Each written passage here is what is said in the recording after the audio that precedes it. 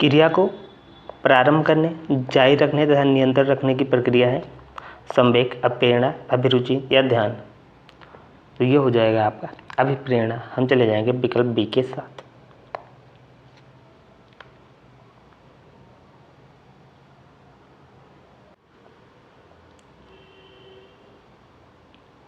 अगला, विचार की गई किसी वस्तु को मस्तिष्क के सामने स्पष्ट रूप से उपस्थित करने की प्रक्रिया कहलाती है प्रेरणा, ध्यान, अभिरुचि, अधिगम। यह कहलाती है ध्यान। हम चले जाएंगे विकल्प बी के साथ। अगला, ध्यान के निर्धारकों को बांटा गया है 2 भागों में, 3, 4 या 5 भागों में। तो इसको बांटा गया है 2 भागों में। हम चले जाएंगे विकल्प ए के साथ।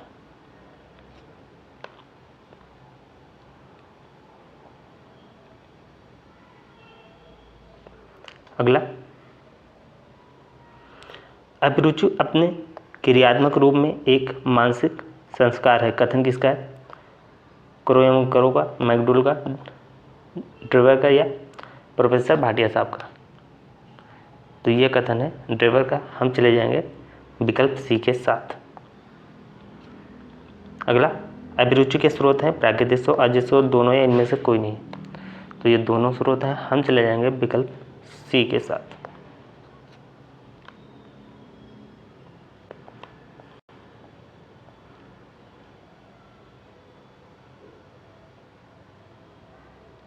अगला,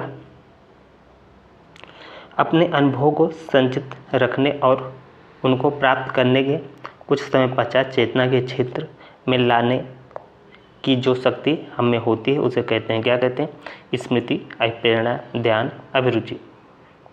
तो उसे क्या कहते हैं? उसे कहते हैं स्मृति। हम चले जाएंगे विकल्प ए के साथ।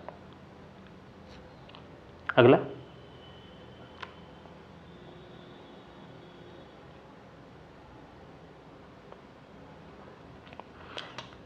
वुडवर्थ ने स्मृति के घटक बताए 4, 5, 6, 7। कितने बताए? तो 4 बताए। हम चले जाएंगे विकल्प ए के साथ। अगला, वो प्रवृत्ति जिसके माध्यम से अप्रिय अनुभव को स्मृति से अलग कर दिया जाता है उसे कहते हैं स्मृति, अभिप्रेरणा, विस्मृति या ध्यान। तो उसे कहते हैं विस्मृति। हम चले जाएंगे विकल्प सी के साथ।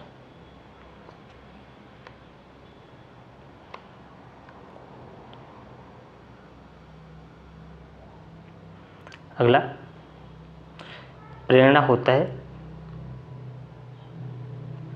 सकारात्मक, नकारात्मक, ए और बी दोनों या इनमें से कोई नहीं। तो ये होता है दोनों, ए और बी दोनों। हम चले जाएंगे विकल्प सी के साथ।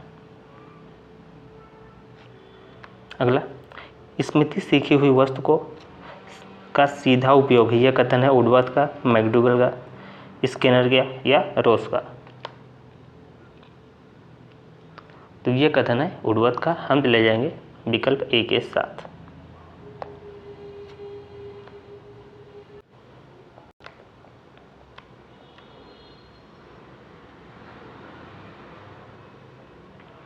अगला, वो प्रेरणा जिन्हें व्यक्ति अपने प्रयासों से प्राप्त करता है कहलाते अर्जित प्रेरणा। वो प्रेरक जिन्हें व्यक्ति अपने प्रयासों से प्राप्त करता है कहते हैं अर्जित प्रेरक, जागृत प्रेरक, निर्देशित प्रेरक या व्यवहार का को परिचालित प्रेरक। कौन सा विकल्प सही हो जाएगा? तो ये हो जाएगा आपका अर्जित प्रेरक। हम चले जाएंगे विकल्प ए के साथ।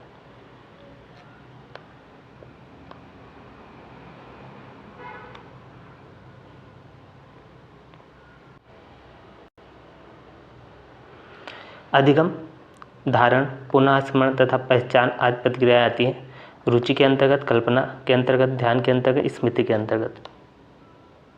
तो ये आती हैं स्मृति के अंतर्गत। कौन सा विकल्प सही हो जाएगा? तो ये हो जाएगा विकल्प डी, स्मृति के अंतर्गत। अगला, जिन तथ्यों को भूतकाल में सीखा जा चुका है उन्हें स्मरण करना ही स्मृति है। यह कथन किसका है? रायबर्न का है, वुडवर्थ का है, वुडवर्थ का है या फिर रोस का है, स्किनर का है। तो ये कथन है उर्ध्वत का, हम चले जाएंगे विकल्प बी के साथ। ये आपका विकल्प बी सही हो जाएगा, उर्ध्वत। अगला,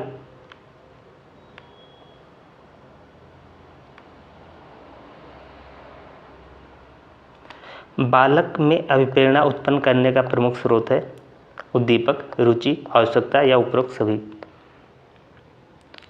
तो ये सारे के सारे विकल्प सही हैं, हम चले जाएंगे विकल्प डी के साथ। अगला, स्मृति एक आदर्श पुनरावृत्ति है, यह कथन किसका है?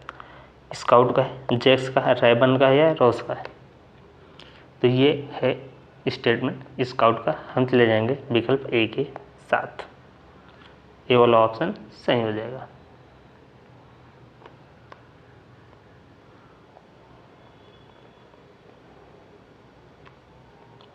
अगला, सृजनात्मक बालक की विशेषता है कि वो संवेदनशील होता है, परिहास प्रिय होता है, जिज्ञासु होता है, उपरोक्त सभी है। कौन सा विकल्प सही हो जाएगा? तो ये सारे के सारे विकल्प सही हैं, हम चले जाएंगे विकल्प डी के साथ।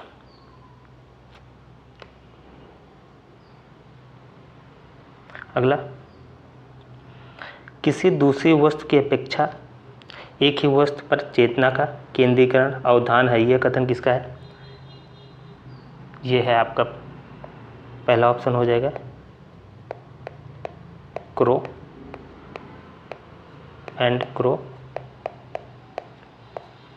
दूसरा हो जाएगा आपका वुडवर्थ।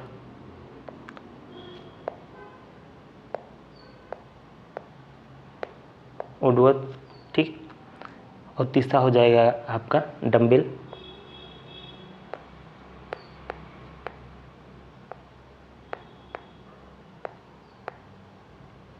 और फिर आपका एवरिल। कौन सा विकल्प सही हो जाएगा? तो ये हो जाएगा आपका डम्बेल, विकल्प सी। हम चले जाएंगे विकल्प सी के साथ। ये हो जाएगा आपका डम्बेल।